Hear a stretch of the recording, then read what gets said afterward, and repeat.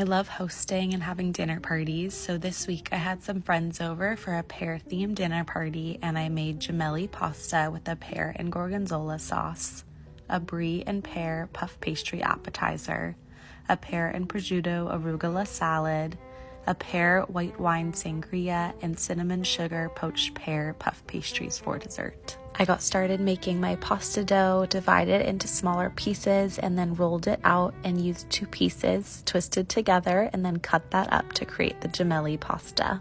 I then got started on the white wine sangria, chopping up pears, apples, oranges, and peaches, adding those to a pitcher with some cinnamon sticks, a whole bottle of Sauvignon Blanc, and about 2 cups of apple cider. I mixed that all together and then let it rest for a while before serving it with some more fruit, cinnamon sticks, and rosemary. For the brie and pear puff pastry appetizer, I chopped up some pears and some slices of brie. I scored around the edges of a puff pastry and then started layering on the pears and the brie, and then used a fork to create a detailing around the border with a little egg wash.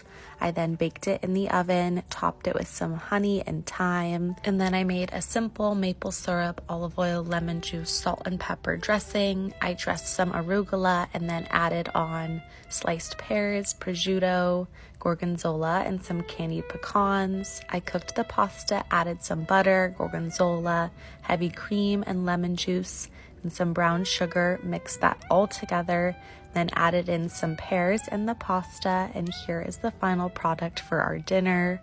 Earlier in the day, I started working on the poached pears for our dessert.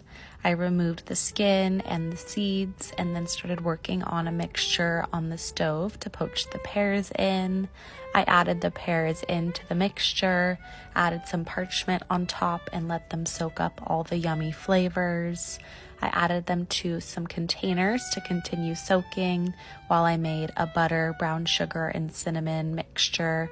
I cut up the puff pastry dough, added on an egg wash, and then added the butter and cinnamon sugar mixture to each of the pears, flipped them over, and then scored around the pears and baked that in the oven. I then added the pear stem back on so they looked extra realistic, and here is the final product.